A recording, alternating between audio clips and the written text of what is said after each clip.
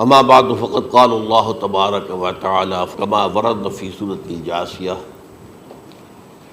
اعوذ باللہ من الشیطان الرجیم بسم اللہ الرحمن الرحیم وَإِنَّهُ لَعِلْمٌ لِلسَّاعَةِ فَلَا تَمْتَرُنَّ بِهَا وَاتَّبِعُونِي هَذَا صِرَاطٌ مُسْتَقِيمٌ صدق اللہ العظیم رب اشرح لی صدری ویسر لی امری واحلل عقدۃ من لسانی یفقہوا قولی اللہم ربنا الہمنا رشدنا واعذنا من شرور انفسنا اللہم ارنا الحق حقا وارزقنا اتباعہ وارنا الباطل باطلا وارزقنا اجتنابہ آمین یا رب العالمین۔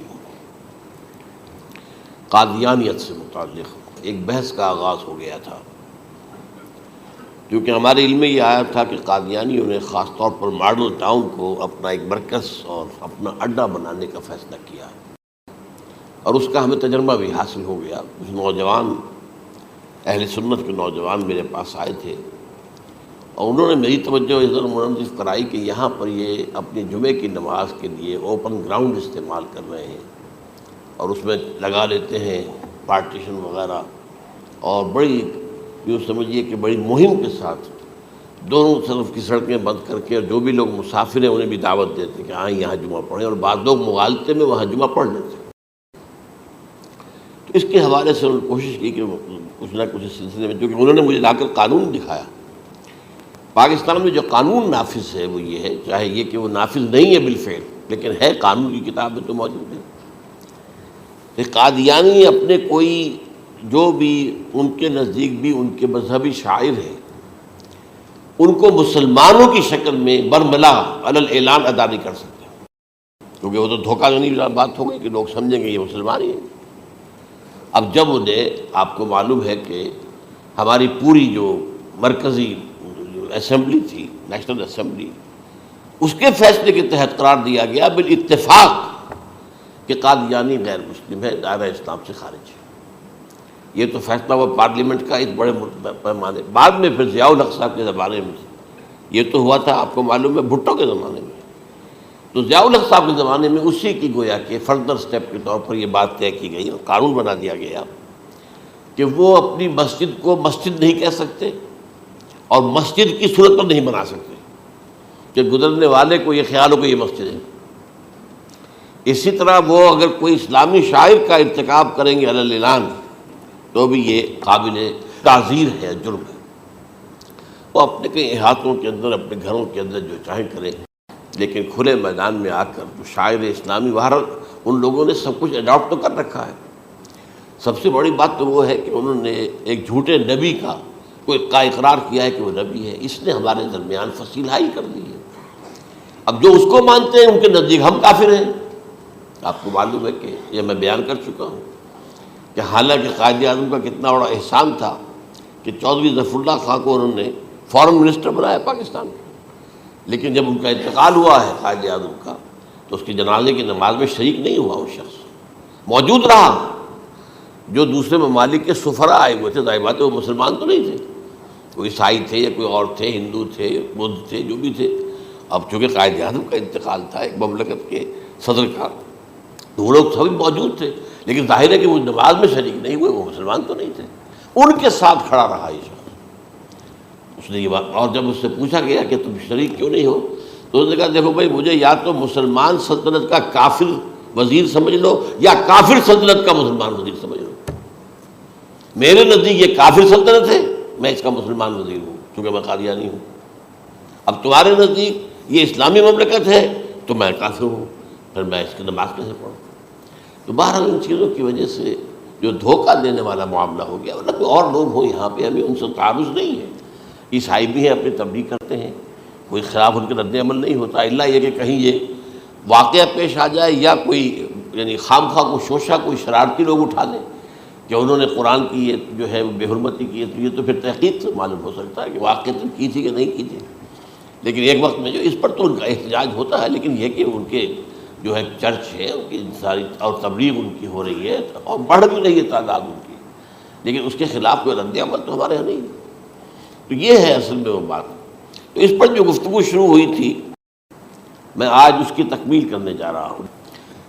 حضرت عیسیٰ علیہ السلام کی دوبارہ آمد کا تعلق ہے، اس کے ضمن میں قرآن مجید میں جو نص قطعی ہے، وہ نص قطعی یہ ہے اِنَّهُ لَعِلْمٌ لِلسَّاعَةِ فَلَا تَمْتَرُنَّ بِهَا۔ حضرت عیسیٰ کا ذکر ہوا ہے سورہ جاسیہ میں، اور وہاں فرمایا گیا ہے کہ یہ عیسیٰ کا دوبارہ آنا قیامت کی علامت ہوگا، یعنی کہ اب قیامت بالکل قریب آ گئی ہے۔ اِنَّهُ لَعِلْمٌ لِلسَّاعَةِ، علم حاصل ہوگا ان کی دوبارہ آمد پر کہ اب قیامت جو ہے وہ سر پر آ گئی ہے۔ اچھا، اس کے ایک اور جو ہے ذرا بالواسطہ دلائل جو قرآن مجید میں آئے ہیں، ایک ان میں سے یہ ہے کہ سورہ آل عمران میں جہاں حضرت مریم کو بشارت دے رہا تھا فرشتہ کہ آپ کے ہاں ایک بیٹا ہوگا، وہ بڑی حیران تھی کہ میرے ہاں کیسے بیٹا ہو جائے گا، ماں کن تو بغیہ، میں تو کوئی بدکار عورت تو نہیں ہوں، نہ میری کوئی شادی ہوئی ہے ابھی۔ تو اس میں جو باتیں بیان کی تھی فرشتے نے، وہ جو بیٹا ہوگا اس کی کیا شان ہوگی، اس میں یہ الفاظ بھی آتے ہیں وَيُكَلِّمُ النَّاسَ فِي الْمَهْدِ وَكَهْلًا، وہ باتیں کرے گا، لوگوں سے گفتگو کرے گا جبکہ وہ پنگھوڑے میں ہوگا، بچہ ہوگا، گود میں ہوگا، اور کہل کے وقت، کہل کہتے ہیں جب آدمی کی عمر میں جو ہے 40-45 کا کسی بھی اوپر ہو جائے، آپ پہلے طفل کہتے ہیں، پھر جوان کہتے ہیں، عربی زبان میں شاب کا لفظ آتا ہے، بہت جوان، بڑی اچھی صحت میں ہے، اس کے بعد پھر ظاہر بات ہے ڈھلوان شروع ہوتی ہے، یہ کہل ہے۔ جب بڑھاپے کے آثار شروع ہوتے ہیں، بال سفید ہونے شروع ہوتے ہیں، تو یہ کہل، قبول۔ اب سوال یہ ہے اس گھوڑے میں بات کر دیں، یہ تو معجزہ ہے، لہذا اس کا ذکر یہاں پر مناسب ہے۔ یہ بڑے ہو کر بات کرنے کی کیا ضرورت تھی کہنے کی، وہ تو سبھی کرتے ہیں انسان، یہ اسی لیے کہ معلوم ہو کہ کہولت بھی انہیں آئے گی آپ، حالانکہ آپ کو معلوم ہے سب مانتے ہیں، عیسائی بھی مانتے ہیں، سب مانتے ہیں، 33 برس کی عمر میں انہیں اٹھا لیا گیا، اس دور میں تو کہولت آئی نہیں، اس لیے قرآن ذکر کر رہا ہے۔ اور یہ بات جو ہے دوسری مرتبہ آئی ہے، یہ سورہ المائدہ میں آیت نمبر 110 وَتُكَلِّمُ النَّاسَ فِي الْمَهْدِ وَكَهْلًا، صرف یہ ضمیر کا فرق ہے، وَيُكَلِّمُ النَّاسَ فِي الْمَهْدِ وَكَهْلًا اور وَتُكَلِّمُ النَّاسَ فِي الْمَهْدِ وَكَهْلًا، یہ ہے جب قیامت کے دن اللہ تعالیٰ حضرت عیسیٰ سے سوال کریں گے، اے عیسیٰ ابن مریم، کیا تم نے میری اجازت سے اور میری تائید سے یہ معجزے نہیں دکھائے، یہ معجزے نہیں دکھائے، میں نے تم پر یہ فضل نہیں کیا؟ اور یہ گویا کہ بالواسطہ عیسیٰ کے ماننے والوں سے خطاب ہے کہ اللہ تعالیٰ کے کتنے بڑے بڑے احسان ہوئے، اور اسی میں تم بات کرتے تھے لوگوں سے پنگھوڑے کے اندر بھی اور کہولت کی عمر میں بھی، تو یہ کہولت کی عمر کب آئی؟ حضرت عیسیٰ علیہ السلام، تو اس کے بغیر تو ممکن ہی نہیں ہے کہ وہ دوبارہ دنیا میں آئیں، پھر ان کے اوپر وہ عمر آئے اور اس عمر کے اندر بھی وہ بات کریں گے۔ تو یہ میرے نزدیک قرآن مجید کے اندر دلائل ہیں اس چیز کے کہ حضرت عیسیٰ علیہ السلام کی دوبارہ جو ہے آمد ہوگی۔ اب اس ضمن میں چاہتا ہوں کہ آج خاص طور پر جو الساعہ کی اور جو علامتیں قرآن میں آئی ہیں، یہ ضمنی مضمون ہو جائے گا، لیکن بہرحال یہ بھی ایک معلوماتی مضمون ہے کہ ایک تو یہ قیامت کی بڑی نشانیوں میں سے حضرت عیسیٰ کا دوبارہ آنا، اور کیا کیا جو ہے باتیں بیان ہوئی ہیں وہ ذرا غور سے سن لیجیے۔ پہلی بات میں نے ہلکا سا حوالہ دیا تھا، ہم تو ایک لفظ قیامت بولتے ہیں، وہ قیامت جو ہے اتنا ہمارے نزدیک جامع لفظ ہے کہ جس میں وہ بھی جو زلزلۃ الصاع آئے گا وہ بھی ہے، پھر جو نفخ روح، نفخ ساق ہوگا وہ بھی ہے، لیکن قرآن مجید سے معلوم ہوتا ہے کہ یہ الساعہ ہے، وہ گھڑی جس دن کے یہاں قیامت برپا ہوگی، زلزلہ آئے گا، شدید ترین حالات آئیں گے، فوری طور پر تمام انسان مر نہیں جائیں گے۔ جو ہے اس کا نقشہ جو کھینچا گیا ہے، یا ایھا الناس اتقوا ربکم ان زلزلۃ الساعۃ شیء عظیم یوم ترونها تذہل کل مرضعۃ عما ارضعت وتضع کل ذات حمل حملها وتری الناس سکارى وما هم بسکارى ولکن عذاب اللہ شدید۔ اے لوگو ڈرو، اللہ کا تقوی اختیار کرو، اس لیے کہ قیامت کا زلزلہ بہت سخت شے ہے، بہت بارش ہے۔ ان زلزلۃ الساعۃ شیء عظیم، جب پہاڑ چل رہے ہوں گے اور جو ہے انسان جو ہیں گے وہ جس طرح پروانے ہوتے ہیں، پتنگے ہوتے ہیں، ایسے اڑ رہے ہوں گے انسان، اور اس میں یہ بھی حال ہوگا کہ لوگ جو ہے ہر جو دودھ پلانے والی ہے وہ اپنے بچے کو بھول جائے گی. ظاہر بات ہے کہ اپنی پڑی ہوئی ہے مصیبت. حالانکہ سب سے زیادہ محبوب ترین شے دنیا میں اس سے اونچی محبت نہیں ہو سکتی جو ماں کو اپنے دودھ پیتے بچے سے ہوتی ہے. انہیں بھول جائے. تذہب کل مرضعۃ عما ارضعت. اور تمہیں ایسا محسوس ہوگا کہ لوگ کسی نشے کی کیفیت میں ہیں، یعنی وہ بدحواش ہیں، بدحواس ہو گئے، لیکن یہ کہ وما ہم بسکارا، وہ مدہوش نہیں ہوں گے. ولکن عذاب اللہ شدید. تو یہ ہے زلزلۃ الساعہ، وہ ایک خاص وقت جو ہے، ایک خاص گھڑی جس میں کہ یہ ہونا ہے. اس کے علاوہ قرآن مجید میں القارعہ القارعہ والقارعہ وما ادراک ما القارعہ یوم یکون الناس کالفراش المبثوث وتکون الجبال کالعہن المنفوش. اب یہ کیا ہے؟ یہ نقشہ قیامت، یہ وہی ہے الساعہ، القارعہ الساعہ. اسی کے ساتھ قرآن میں آتا ہے الواقعہ اذا وقعت الواقعۃ لیس لوقعتها کاذبہ. تو یہ خافضۃ رافضہ، یہ الفاظ سورہ واقعہ میں ہے. اسی طریقے سے اور جو ہے الحاقہ والحاقہ وما ادراک ما الحاقہ، یہ تمام جو الفاظ قرآن مجید میں آئے ہیں یہ آئے ہیں الساعہ کے لیے، قیامت کے لیے نہیں. قیامت میں بعد میں بتاؤں گا آپ. چنانچہ 3 نفخے ہیں جو قرآن سے ثابت. نفخ فی الصور، اور اس نفخ فی الصور کا یہ عالم ہوگا یوم ینفخ فی الصور ففزع من فی السماوات ومن فی الارض الا من شاء اللہ. جس دن پھونکا جائے گا سور میں، اور اس وقت صورتحال یہ ہو جائے گی کہ جو بھی آسمانوں میں ہے، زمین میں ہے، سخت پریشانی اور سخت پشیمانی اور ایک طرح کی مرعوبیت اور خائف ہو کر رہ جائیں گے، الا ان کے کہ جن کو اللہ چاہے. اس کے کوئی ملائکہ مقربین ہوں گے. من فی السماوات فی الارض ہے، اس کے ساتھ ہی یہ کہہ دیا گیا ہے. لیکن یہ باقی پورے لوگوں کے اوپر، پوری مخلوقات کے اوپر ایک جو ہے گھبراہٹ کی کیفیت طاری ہو جائے گی. تو یہ ہے پہلا فضا. دوسرا فضا کیا ہے؟ فضا صعق. صعق کہتے ہیں آدمی کا بے ہوش ہو جانا. یہ دوسری مرتبہ جب سور پھونکا جائے گا وَنُفِخَ فِي الصُّورِ فَصَعِقَ مَن فِي السَّمَاوَاتِ وَمَن فِي الْأَرْضِ إِلَّا مَا شَاءَ اللَّهُ. یہ ہے کہ اس کے بعد وہ سب کے اوپر موت طاری ہو جائے گی. یہ دوسرے سور پھونکے جانے کے بعد ہے. پھر ثُمَّ نُفِخَ فِيهِ أُخْرَى، پھر ایک مرتبہ اور پھونک ماری جائے گی.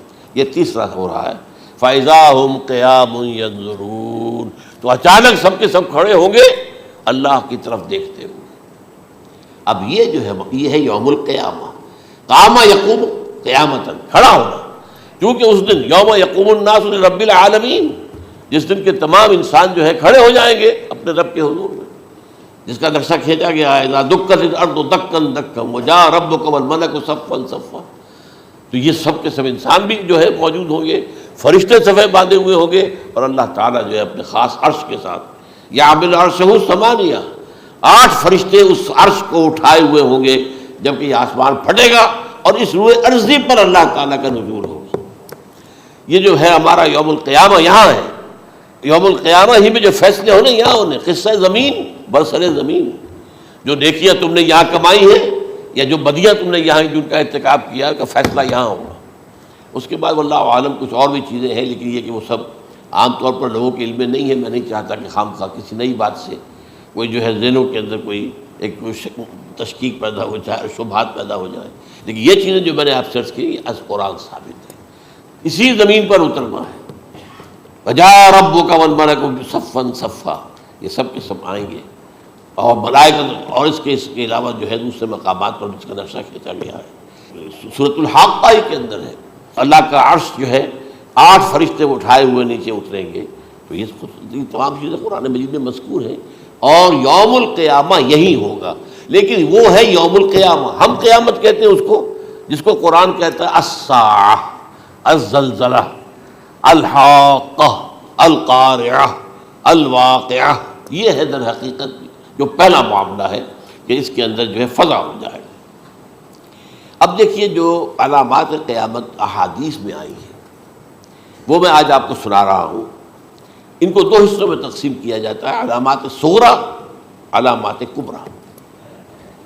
چھوٹی نشانیاں جو درجہ بدرجہ درجہ بدرجہ درجہ بدرجہ حاضر سامنے آئیں گے. ایک ہے بالکل قیامت سے متصل قبل بڑے جو خرق عادت واقعات ہوں گے وہ آئیں گے۔ اچھا، پہلی چیز کے سلسلے میں حضرت انس رضی اللہ تعالیٰ عنہ سے یہ مروی ہے اور یہ حدیث متفق علیہ ہے۔ پہلی علامت حضور نے بیان کی قیامت کی علامات میں سے، اب میں لفظ قیامت اسی معنی میں بول رہا ہوں جس میں کہ ہم عام طور پر بولتے ہیں۔ آپ نے فرمایا علم اٹھا لیا جائے گا، جہالت کا دور دورہ ہوگا۔ اب یہ کون سا علم اٹھایا جائے گا؟ سائنس کا علم نہیں، دین کا علم۔ آج تو ساری قدر و قیمت جو ہے جس کے لیے دوڑتے ہیں لوگ، لاکھوں روپے کی فیسیں دے کر، ایم بی اے ہو رہے ہیں، یہ جو ہے اکاؤنٹنسی کا پاس کر رہے ہیں، یہ سی اے کر لیا ہے، یہ کوئی اور جو ہے فزکس میں، کہیں کیمسٹری میں ڈاکٹریٹ کر لی ہے، ڈاکٹر بن جائے تو کیا ہی کہہ رہے ہیں۔ اس لیے کہ بڑی چیز جو پاکستان سے ایکسپورٹ ہوتی ہے وہ ڈاکٹر ہیں۔ جو اتنے بڑے پیمانے پر جو کالج کھلے ہوئے، 3 لاکھ روپے ایک سال کی فیس، 5 لاکھ روپے ایک سال کی فیس، یہ کیوں لیتے ہیں اور کیوں لوگ دیتے ہیں؟ کہ موقع مل جاتا ہے ایم بی بی ایس کر کے۔ امریکہ کے اندر بھی ڈیمانڈ ہے، ان کے ہاں ڈاکٹر جو ہیں جتنے ہونے چاہیے نہیں ہے، لہذا اور بھی بہت سی جگہوں پر ڈیمانڈ ہے۔ تو جس چیز کی مارکیٹ میں ڈیمانڈ ہے وہ علم ہے۔ آج علم کمپیوٹر کا علم ہے یہ، حالانکہ ان میں سے کسی کے اوپر لفظ علم کا اطلاق میرے نزدیک غلط ہے، جہالت ہے۔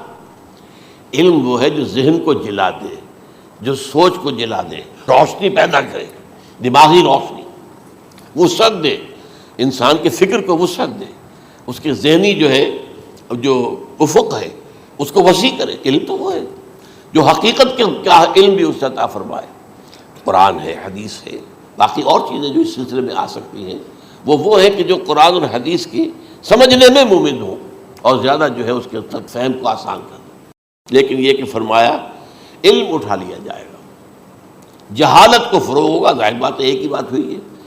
دوسرے نمبر پہ یہ کہ جہالت کو فروغ ہوگا۔ نمبر 3 زنا کثرت سے ہوگا۔ نمبر 4 شراب نوشی عام ہو جائے گی۔ نمبر 5 عورتوں کی تعداد بہت زیادہ ہو جائے گی، مردوں کی تعداد کم ہو جائے گی، یہاں تک کہ 50 عورتوں کا خیر خبر کرنے والا، کوئی نگرانی کرنے والا، وہ ایک مرد۔ اچھا، یہ تو ہے ایک حدیث کہ میں نے آپ کو بیان کر دی، متفق علیہ، یہ بخاری اور مسلم دونوں میں ہے۔ دوسری حدیث بخاری کی ہے، اس کو حضرت ابو ہریرہ رضی اللہ تعالیٰ عنہ نے روایت فرمایا ہے، قیامت آئے گی جب امانت ضائع ہو جائے گی۔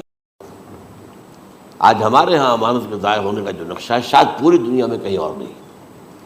جس طرح کے غبن یہاں ہوتے ہیں، جس طرح کک بیکس جو ہے وہ لیے جاتے ہیں، اس غریب یعنی قوم غریب ہے لیکن یہاں وہ امیر بہت بڑے بڑے لوگ ہیں، وہ تو دنیا بھر کے ٹاپ کے امیروں کے اندر ان کا شمار ہو جائے گا۔ لیکن یہ کہ یہ سب امیر کیسے بنے؟ غبن بلین آف ڈالرز کا، اب تو اس سے کم کی تو بات ہی نہیں ہوتی۔ فلاں نے اتنے بلین جو ہے پیسے اپنا جو ہے قرضہ معاف کرا لیا۔ بھائی کس نے کیا، کون کرتا ہے معاف؟ یہ کسی کے باپ کی جاگیر ہے؟ یہ پیسہ بینک کے اندر حکومت کا ہے کہ حکومت کو اختیار ہو گیا وہ رائٹ آف کر دے ان کے جو ہے ان کی جائیدادیں کرو ضبط۔ لیکن ہوتا کیا ہے، بینک آفیسر بے ایمان ہے، وہ کہتا تھا 1 کروڑ کا قرضہ لے جاؤ، 10 لاکھ مجھے دے جاؤ، چاہے تم میرے پاس کوئی ڈاکومنٹ جو ہے ایسے نہیں دے سکتے، حالانکہ ہونا چاہیے۔ اتنا بڑا قرضہ لے رہے ہو تو ڈاکومنٹس یہاں پر ہمارے سامنے لاؤ کہ اگر تم نہ دے سکو تو ہم ان ڈاکومنٹس کے ذریعے سے تمہاری جائیداد، تمہاری کوئی جاگیر، تمہاری کوئی اور چیز اس پر قبضہ کریں۔ جب وہ وقت آتا ہے دیکھتے تو یہ ڈاکومنٹس ہی فیک ہیں۔ اللہ اللہ خرچ کیا کرے گا کوئی؟ بینک کا باپ بھی واپس نہیں لے سکتا۔ اور یہ سب کس کی بے ایمانی ہے؟ وہ جو بیٹھا ہوا بینک مینیجر، سارا سودا اس نے مابانی ہوتا ہے کہ 1 کروڑ ہے نا، 10 لاکھ مجھے دو، 90 تم لے جاؤ، باقی یہ کہ ٹھیک ہے میں تمہارے جو ڈاکومنٹس تم پیش کر رہے اس میں کوئی اعتراض نہیں کرتا، بس جاؤ۔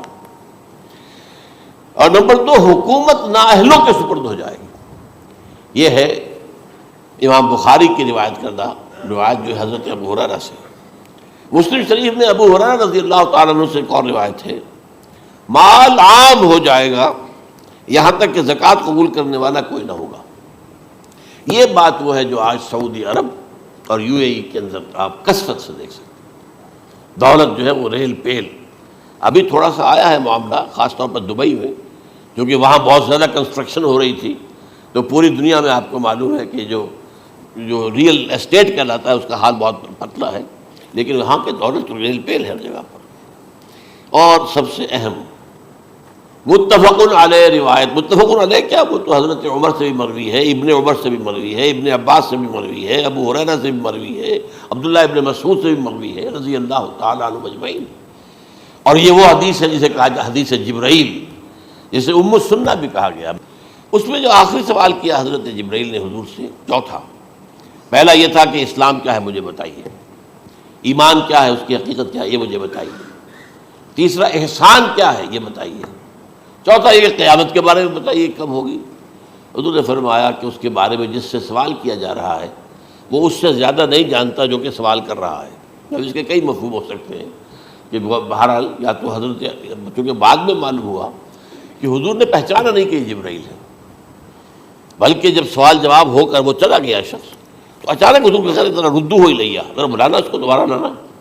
اب جو دیکھا کہ وجود ہی نہیں اس کا، آسمان نے اس کو اچک لیا، زمین نے نگل لیا، کیا ہوا ہے؟ پھر آپ نے یہ جبرائیل تھے جو تمہیں تمہارا دین سکھانے آئے تھے، جبکہ تم سوال نہیں کر رہے ہو۔ یہ بڑے بیسک کوسچن تھے، اس لیے کہ دنیا کے ہمارا نظام اسلام پر ہے، ایمان پر نہیں ہے، اس لیے کہ ایمان کو ویریفائی کر ہی نہیں سکتے۔ کیسے پتا ہوگا اس میں ایمان ہے یا نہیں ہے؟ کوئی آلہ نہیں ہے، کوئی الیکٹروکارڈیوگرام ابھی تک ایسا نہیں ہے، کوئی جو ہے اور جو طریقے چل رہے ہیں وہ تو ان کے ذریعے سے یہ تو نہیں معلوم ہو سکتا ایمان ہے کہ نہیں۔ لہذا یہاں کا سارا نظام اسلام پر ہے، شہادت اللہ الہ الا اللہ وان محمد رسول اللہ، پھر ایک نظام بنا لیا، وإقام الصلاۃ وإیتاء الزکوٰۃ وصوم رمضان وحج البیت۔ اس میں بھی یہ ہے کہ اگر کوئی نماز کو نہیں مانتا تو کافر ہوگا، لیکن نماز پڑھتا نہیں ہے تو کافر نہیں ہے، فاسق ہے، فاجر ہے، گناہ گار ہے، کمزور مسلمان ہے۔ اس طرح زکوٰۃ کا منکر ہو جائے گا تو وہ کافر ہوگا، لیکن زکوٰۃ دے نہیں رہا ہے تو یہ گویا کہ گناہ گاری ہے، کمزوری ہے۔ تو اس حوالے سے نوٹ کر دیجئے کہ یہاں کا دنیا کا سارا اسلامی نظام اور سارا کانسٹیٹیوشنل اور لیگل سسٹم جو ہے اسلام کا وہ اقرار باللسان پر ہے، ایمان ہے وہ کہ جس کی بنیاد پر وہاں فیصلے ہوں گے۔ یہاں کوئی شخص مسلمانوں کا بڑا لیڈر ہے، بڑا علامہ ہے، بڑی اس کی قدر و منزلت ہے، اس کے ہاتھ چومے جا رہے ہیں، پاؤں چومے جا رہے ہیں، ہو سکتا ہے وہاں کہا جائے دفع ہو جاؤ، تمہارے دل میں ایمان نہیں تھا، تم نے یہ سب کچھ کیا تھا اس لیے کہ کہا جائے کہ بڑے عالم ہو، اور یہ کہا جا چکا فقط قیل۔ اب یہاں کچھ نہیں ہے تمہارے پاس، پھر فرشتوں کو حکم ہوگا کہ اس کو گھسیٹتے ہوئے جہنم میں ڈال دیں۔ تین باتیں بیان کی آپ نے، یہی حشر اس کا ہوگا مالدار کا، اللہ پوچھے گا میں نے تمہیں بہت مال دیا، تم نے کیا کیا؟ وہ کچھ گنوانا شروع کرے گا، اللہ فرمائے گا جھوٹ بول رہا، قذبتا، تم نے یہ خیرات و صدقات اس لیے کیے تھے کہ تمہاری سخاوت کے ڈنکے بج جائے، تعریفیں کی جائے، وہ کی جا چکی ہے، دنیا میں ڈنکا بج گیا، یہاں کچھ نہیں ہوا، وہ نیت دل میں کچھ اور تھی تمہارے۔ میں لیس البر ان تولوا وجوہکم، ہمارا قرآن مجید کا سبق، ہمارا منتخب نصاب کا نمبر 2 بڑی تفصیل سے بیان کیا۔ یہی معاملہ ہوگا اس عالم کا، اللہ فرمائے گا میں نے تمہیں علم دیا، تم نہیں، وہ کہے گا میں نے علم پھیلایا لوگوں میں ہدایت کی، جھوٹ بول رہے ہیں، تم نے تو صرف اس لیے کیا تھا، تمہاری نیت یہ تھی کہ بڑا عالم شخص ہے، بڑا فاضل شخص ہے، تو یہ سب کہا جا چکا۔ تو وہاں کا معاملہ جو ہے وہ اسلام پر نہیں ہے۔ یا آپ دکھائیں گے دیکھیے میرا آئیڈینٹی کارڈ، اس پہ اسلام میرا مذہب لکھا ہوا ہے، یا یہ میرا پاسپورٹ ہے، آئیڈینٹیفیکیشن کے لیے دنیا میں عام طور پہ یہ چیزیں ہوتی ہیں، کوئی تعلق نہیں۔ آخرت کا معاملہ کسی اور شے پر ہے، وہ تو ایمان دل میں ہے، اور تمہارے تمام جو حرکات ہیں، اعمال ہیں، ان سب کے اندر جب تک کہ اصل جو قوت متحرکہ ہے وہ اللہ کی محبت نہ بن جائے، اخلاص للہ، بحب اللہ للہ، اور یہ کہ یہ تمام چیزیں جیسا کہ فرمایا، ایک حدیث بڑی پیاری ہے، ایمان کی تکمیل کی علامت کیا ہے؟ فرمایا من احب للہ وابغض للہ ومنع للہ واعطى للہ فقد استکمل الایمان۔ جس شخص کے نے محبت جس سے بھی کی، اللہ کے لیے کی، اپنے مفادات کے لیے نہیں، رشتہ داری کی بنیاد پر نہیں، محبت اوپر ہو جائے، رشتہ دار کا حق ہے دو، بیوی کے حقوق ہیں دو، لیکن محبت یہ اللہ کے لیے ہو کہ فلاں شخص سے مجھے محبت اللہ کے لیے، اور اگر نفرت رکھی تو اللہ کی وجہ سے رکھی، اس لیے رکھی کہ وہ اللہ کے دین سے دور ہے، وہ اللہ کے راستے پر نہیں آ رہا ہے، وہ فسق و فجور کی جو ہے زندگی گزار رہا. اس میں بھی یہ ہے کہ یہ نہیں ہے تعلق قطع کر لو. تعلق قطع کرو گے تو تبلیغ اور اصلاح کا موقع کہاں رہے گا؟ لیکن دلی محبت نہیں ہوگی اس میں. تو اگر محبت ہے تو اللہ کے لیے، اور نفرت ہے تو اللہ کے لیے. اور کسی کو کچھ دیا ہے تو اس لیے کہ اللہ کا حکم ہے کہ دوں، اور کسی سے کچھ روکا ہے تو اس لیے کہ اللہ کا حکم ہے کہ روکوں. اس کو نہیں دینا ہے. فقد استکمل الایمان، تو اس شخص نے ایمان کی تکمیل کر لی. یہ ہے اصل جو ڈیسائیڈنگ فیکٹر ہے، وہ یہ ہے. اور اس ایمان کی پہلی علامت کیا ہے؟ کیسے معلوم ہو میرے اندر ایمان ہے؟ پہلی علامت سب سے کم تر درجے کا ایمان، اس میں فرمایا گیا اذا اساءت کا سیئۃ وحسنت کا حسنۃ فانت مومن.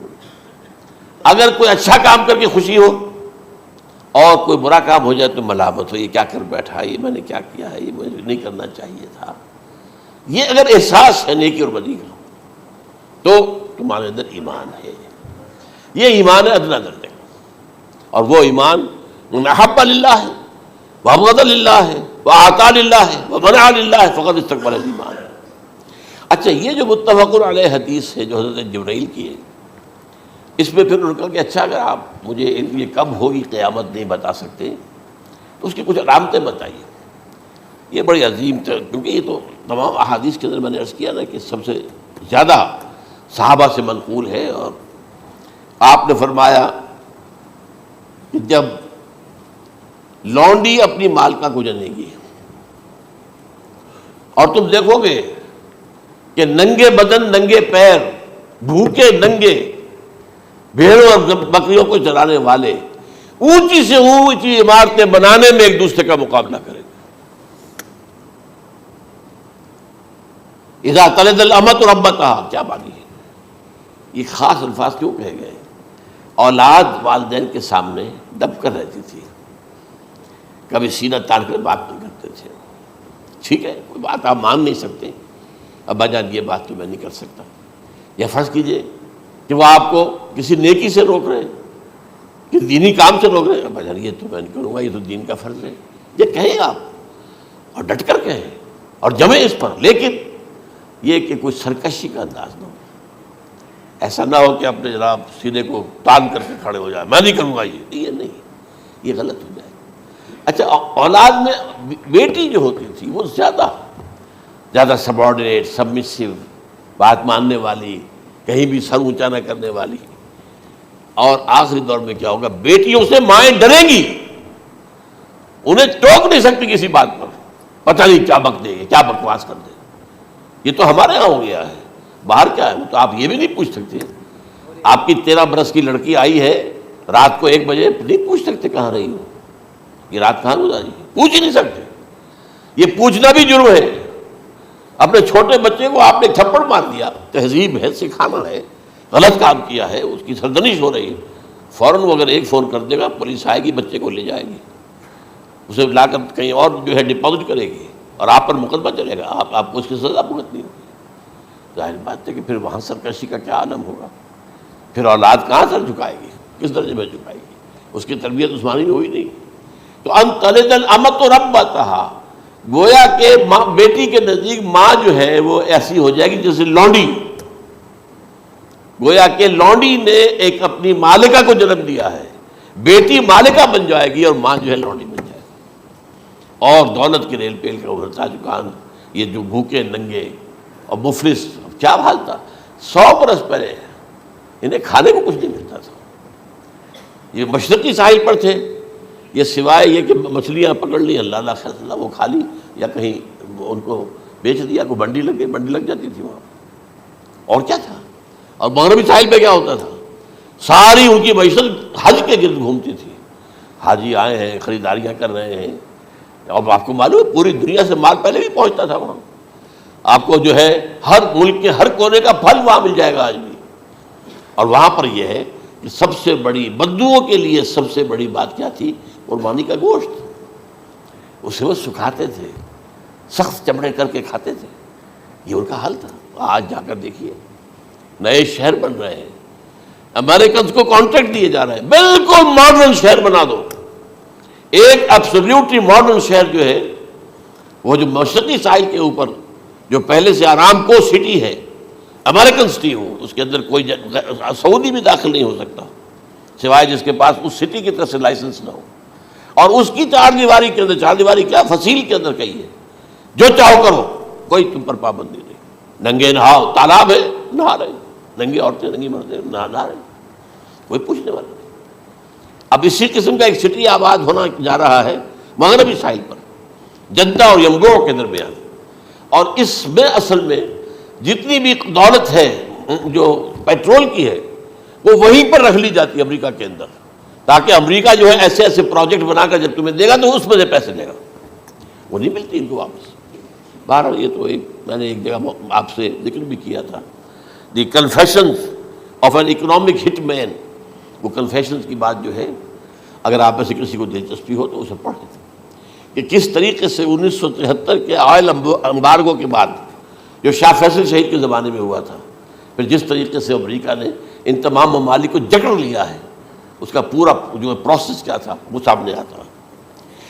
بہرحال اس کے بعد آتا ہے علامات کبریٰ کا ذکر، بڑی علامتیں جو کہ بالکل خرق عادت کے انداز میں ہوگی، جن کا معاملہ جو ہے وہ آپ کے ناپ تول میں نہیں آ سکتا، آپ کی کیمسٹری فزکس اس کا جو ہے وہ نہیں کر سکتی، ادراک ہوگا یہ قیامت کی۔ ان میں نمبر ایک کیا ہے؟ ایک بہت بڑا دھواں آئے گا، پوری دنیا کو لپیٹے گا۔ نمبر دو، دجال کا ظہور ہوگا جو اپنی خدائی کا دعویٰ لے کر آئے گا اور بنوائے گا، اس کے ہاتھ میں ہو جائیں گے، قبضے میں ہو جائیں گے سارے ذرائع پیداوار کے، اس کی طرف بھی پہلا قدم اٹھ چکا ہو، ٹرپس کے نام سے معاہدہ ہو چکا ہے۔ کوئی ملک اپنا بیج پیدا نہیں کر سکتا ہو، یہ بیج ہم نے ڈیولپ کیے ہیں، ان کے ڈیولپمنٹ سے پہلے تم ایک ایکڑ سے کتنی گندم لیتے تھے، آج کتنی لے رہے ہو؟ کس بنا پر؟ جینیٹکس کا جو کام ہم نے کیا ہے اس کی بنا پر ہو رہا، تو ہمارا حق ہے، اس کی رائلٹی ہمارے پاس آنی چاہیے۔ لہذا صرف ان اداروں سے، ملٹی نیشنل سے خریدا جائے گا بیج، اور بیج بھی وہ دیں گے وہ کہ جس سے جو فصل اگے گی وہ بیج نہیں لا سکتے، وہ بیج کا کام نہیں کر سکتے۔ جیسے آپ کو معلوم ہے کہ آپ کے یہاں جو گوشت کھایا جاتا ہے مرغے کا، تو مرغا وہ جو ہے اس میں مرغا ہو یا مرغی ہو، اس کے اندر کوئی وہ کیفیت ہی نہیں ہے، ان کے انڈے جو ہے ان سے آپ بچے حاصل نہیں کر سکتے، ہے تو انڈا، دیکھنے کو تو انڈا ہے لیکن وہ بنڈا جو ہے اس سے بچہ تو نہیں حاصل کر سکتے۔ ایسے ہی وہ گندم کا بیج دیں گے، نظر آئے گی گندم، لیکن اس کے اندر وہ صلاحیت نہیں ہے کہ اس سے جو فصل اگے گی اس کا نتیجہ جو ہے وہ بھی آپ لے سکیں۔ یہ ہونا ہے، اللہ جانے، قدم اٹھ رہے ہیں ادھر۔ پھر یہ ہے کہ دابۃ الارض، زمین سے ایک حیوان نمودار ہوگا، زمین شق ہوگی۔ ابھی میں کہہ رہا ہوں خرق عادت ہے، یہ چیزیں وہ نہیں ہیں جو ہماری کسی حساب کتاب میں جو باتیں پہلے آئی ہیں وہ تو حساب کتاب میں آ رہی ہیں، ساری سمجھ میں آ رہی ہیں، ساری چیزیں مشاہدہ ان کا ہو رہا ہے، لیکن یہ ہے کہ دابۃ الارض، یہ کہتے ہیں کہ کوہ صفا، اس میں تو نہیں ہے حدیث میں، کوہ صفا پھٹے گا اور اس میں سے ایک حیوان دابہ وہ ظاہر ہوگا، تو اسی لیے فرمایا ہے وَإِذَا وَقَعَ الْقَوْلُ عَلَيْهِمْ أَخْرَجْنَا لَهُمْ دَابَّةً مِّنَ الْأَرْضِ تُكَلِّمُهُمْ، تو ہم اندر سے پیٹ کے چیر کر زمین کے پیٹ کو ایک حیوان کو برآمد کریں گے جو انسانوں سے بات کرے گا، گفتگو کرے گا۔ نمبر 4، طلوع الشمس من المغرب، یہ بھی خرق عادت، سورج تو طلوع ہوتا ہے مشرق سے، غروب ہوتا ہے مغرب میں، لیکن اس وقت معاملہ الٹا ہو جائے گا، یعنی جو کائنات کے اندر جو گڑبڑ ہوگی کچھ سمجھ میں بات آتی ہے کہ یہ معاملہ جو ہے یہ تو اس پورے سولر سسٹم کو اگر بدل دیتے ہیں تو مشرق مغرب ہو جانا، مغرب مشرق ہو جانا، یہ سمجھ میں آنے والی بات ہے۔ اس کے بعد ہے عیسیٰ ابن مریم کا نزول، جس کے بارے میں آج میں نے گفتگو کی ہے تفصیل سے۔ یہ نزول ہونا ہے، یہ علامات قیامت میں سے حضور نے بیان فرمایا ہے، اور قرآن مجید کی جو اصطلاحات ہیں اس کے حوالے سے میں نص قطعی جو ہے وہ میں آپ کے سامنے رکھ چکا ہوں۔ پھر یاجوج ماجوج کا ایک معاملہ ہے، یہ میں ابھی اس وقت زیادہ اس پر بات نہیں کر سکتا۔ حضرت عیسیٰ علیہ السلام کے نزول کے بعد دو کام ہوں گے، یہودیوں کا قلع قمع ختم، تمام یہود، ایک کام تو یہ ہونا ہے، اور نمبر 2 عیسائیت کا ختم ہو جانا، عیسائیت کی نفی کر دیں گے، بھائی تم مجھے خدا کا بیٹا بنائے بیٹھے ہو، میں تو خدا کا بیٹا نہیں ہوں، میں تو اس کا بندہ ہوں، رسول ہوں، میں نے تم سے کب کہا تھا کہ مجھے خدا کا بیٹا بناؤ۔ نمبر 2 یہ کہ وہ خنزیر کو قتل کر دیں گے. یعنی یہ تم نے خنزیر کب سے کھانا شروع کر دیا؟ میں تو تم کو نکاح اجازت دے کر گیا تھا. یہ تو شریعت موسوی میں حرام تھا اور میں کہہ کر گیا تھا کہ یہی شریعت تم پر لاگو رہے گی. How come? تم نے کیسے لی؟ آج بھی بہت سے رومن کیتھولکس جو ہے وہ سور نہیں کھاتے. وہ اس میں ہے ان کے اندر کچھ نہ کچھ بات جو ہے جو حضرت عیسیٰ کی تعلیمات کا کچھ اثر ان کے ہاں ہے. میں تو ایک مرتبہ، یہ 1971 کی بات ہے، 4-5 دن کے لیے برسلز میں رکا تھا، اس لیے کہ وہاں مجھے ایک صاحب نے خط لکھا تھا کہ وہاں ایک نوجوان ہے، ابھی اس ایمان لایا ہے اور اس کے کچھ مسائل ہیں، ہم کوشش کر رہے ہیں ان کے مسائل حل کریں. آپ بھی جا رہے ہیں. میں انگلینڈ جا رہا تھا تو واپسی پر آپ ان کے یہاں چند دن ٹھہرے. میں حیران ہوا. ویسے اس نے مجھے اپنے گھر ٹھہرایا نہیں، اس لیے کہ ماں باپ تو اس کے کرسچن تھے اور پولیس کا چیف آفیسر اس کا باپ تھا، چیف آف پولیس فورس. اس نے مجھ سے ایک دن کھانے پہ بلایا، میں سے ہوٹل میں ٹھہرایا مجھے.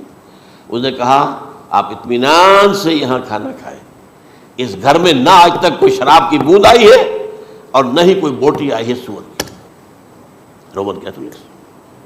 اب اکلوتا بیٹا تھا یہ عبدالعزیز، اس نے بعد میں نام رکھا، وان کینٹر اس کا نام تھا جو کہ اوریجنل تھا. پھر اس نے نام رکھا عبدالعزیز وان کینٹر، پرانا نام بھی بحال رکھا. نہایت نیک، نہایت خوبصورت. 28 سال کی عمر تھی اور اس وقت میں نے دیکھا تھا کہ اس کی فقہی معلومات جو ہے میری معلومات سے 10 گنا زیادہ. اس کی وجہ کیا ہے؟ وہ گیا تھا موراکو میں ایز اے ٹیچر ملازمت کرنے، پیسہ کمانے. وہاں وہ مسلمانوں سے اس کا ہوا رفت ضبط ہوا، اسلام کی تعلیمات سامنے آئی، اسلام لے آیا. اب اکلوتا بیٹا ہے اور ماں باپ جو ہے کرسچن کیتھولکس.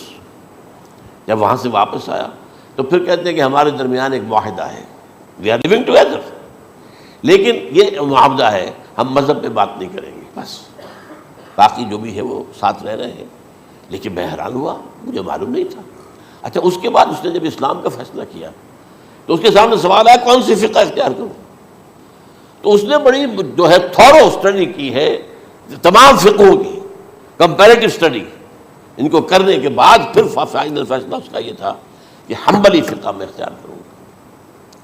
چاروں فقہوں میں سب سے لیٹسٹ حنبلی ہے، یعنی حنفی نمبر 1، پھر مالکی نمبر 2، پھر اس کے بعد شافعی نمبر 3، پھر یہ امام احمد ابن حنبل ہے. اور امام احمد ابن حنبل کے زمانے تک احادیث بہت بڑے پیمانے پر جمع ہو چکی تھی، جبکہ ابھی حضرت امام ابو حنیفہ کے زمانے میں کوئی اتنا زیادہ جو ہے حدیث کا بھی ذخیرہ نہیں بنا تھا. اسی پر تو لوگ حیران ہوتے ہیں کہ زیادہ حدیث امام ابو حنیفہ کے علم میں نہیں تھی، لیکن مجال ہے کہ ان کا کوئی فتویٰ جو ہے کتاب و حدیث کا، کتاب اور سنت کے خلاف ہو. اگرچہ انہوں نے صاف کہا کہ اگر تم پاؤ کوئی ایسی سچی حدیث، پختہ حدیث جو میری کسی رائے کے خلاف ہو تو میری رائے کو دیوار پر دے مارنا اور اس صحیح حدیث کا پیروی کرنا. لیکن ویسے اس کے بعد یہ کمال یہ ہے کہ بہت ہی کوئی شاذ معاملہ ہے کہ جس میں ان کا کوئی فتویٰ وہ کتاب و سنت کے منافی ہو یا سنت کے منافی ہو. کتاب پہ تو سوال پیدا نہیں ہوتا، کتاب تو ساری ان کے سامنے موجود تھی.